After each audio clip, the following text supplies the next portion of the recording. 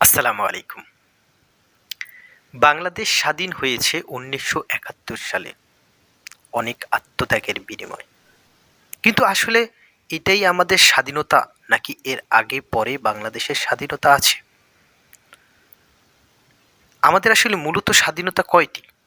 আমাদের মূলত স্বাধীনতা ৩টি।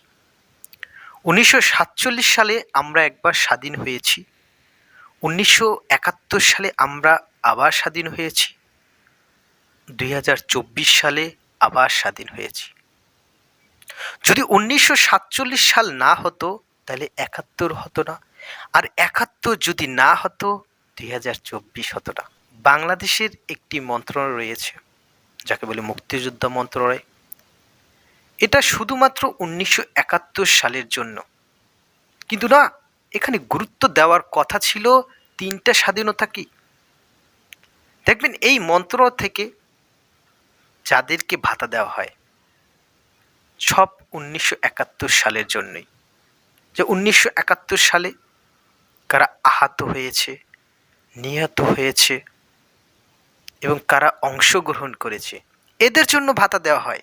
কিন্তু যাদেরকে ভাতা দেওয়ার কথা ছিল, উচিত ছিল, যে ৩টা স্বাধীনতায় যারা মুক্তিযুদ্ধে অংশগ্রহণ করেছে, আহত হয়েছে, নিহত হয়েছে, সবাইকে ভাতা দেওয়া উচিত ছিল।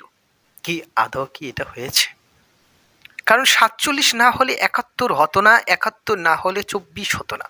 ১৯৪৭ সালে কতজন আহত হয়েছে, কতজন নিহত হয়েছে, কতজন অংশগ্রহণ করেছে, আর এই লোকগুলো কি বাংলাদেশে নেই? তাদের গুরুত্ব কি নেই? ১৯৪৭ সালে যারা মুক্তিযুদ্ধে অংশগ্রহণ করেছে তাদের যতটুকু গুরুত্ব বাংলাদেশে রয়েছে, অনুরূপ গুরুত্ব ১৯৭১ সালে যারা বাংলাদেশে মুক্তিযুদ্ধ অংশগ্রহণ করেছে তাদের গুরুত্ব সেম টু সেম। অনুরূপভাবে ২০২৪-এ যারা অংশগ্রহণ করেছে তাদের মুক্তিযুদ্ধে অংশগ্রহণ করাও সেম টু সেম। পার্থক্য কিছু নেই। ১৯৪৭ সালে দেশের জন্য তারা জীবন দিয়েছে, ১৯৭১ সালেও দেশের জন্য জীবন দিয়েছে, ২০২৪ সালেও যারা শহীদ হয়েছে তারা দেশের জন্য জীবন দিয়েছে। কিন্তু ভাতা পাওয়ার ক্ষেত্রে দেখেন শুধু ১৯৭১ সাল। এটা একটা বৈষম্য নয় কি? এটাও একটা বৈষম্য। কিন্তু কিন্তু ভাতা পাওয়ার কথা ছিল এই ৩টাই। যারা অংশগ্রহণ করেছে তারা ভাতা পেতে পারে। কিন্তু যারা ৪৭-এ যারা নিহত হয়েছে তারা কি ভাতা পেতে পারে না? যারা আহত হয়েছে তারা কি ভাতা পেতে পারে না? যারা অংশগ্রহণ করেছে তারা কি ভাতা পেতে পারে না? ঠিক অনুরূপভাবে ২০২৪-এ যারা নিহত হয়েছে তারা ভাতা পেতে পারে কি না? না এককালীন টাকা দিলে ব্যাস সমস্যার সমাধান?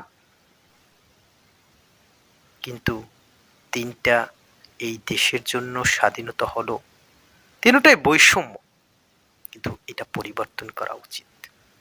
আর এই পরিবর্তনটা আমাদের সরাসরি একটি মন্ত্রণালয় রয়েছে, যা হচ্ছে মুক্তিযোদ্ধা মন্ত্রণালয়। যদি এটা গুরুত্ব সহকারে দেখেন যে আসলে এটা একটা সমাধান করা উচিত কিনা বা সমাধান করা যায় কিনা, সমাধান তো অবশ্যই করা যায়। কি সমাধান করা যায়? এখন ৪৭-এ যারা অংশগ্রহণ করেছে, যারা আহত হয়েছে, যারা নিহত হয়েছে, তারা অনেকেই, যারা আহত নিহত অনেকেই দুনিয়া ছেড়ে চলে গেছে। যারা এখনো বেঁচে আছে তাদেরকে আমরা সেই পরিমাণ গুরুত্ব সম্মান দিই যতটা গুরুত্ব সম্মান ৭১-এ যারা আহত অংশগ্রহণকারী তাদেরকে আমরা দিই।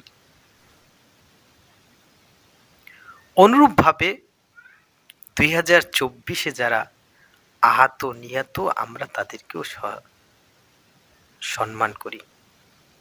কিন্তু আর এটা হতে হবে সরকারিভাবে।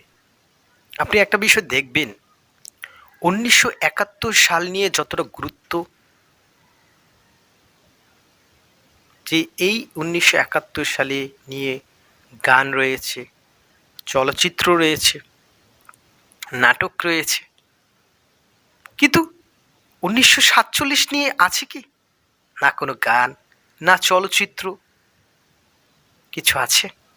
অনুরূপভাবে ২০২৪ না কোনো গান আছে, না কোনো চলচ্চিত্র আছে, না কোনো নাটক আছে। কিন্তু আমাদের স্বাধীনতা তো একটি নয়, আমাদের স্বাধীনতা তিনটি। কারণ একটার সাথে আর একটা সম্পর্ক রয়েছে।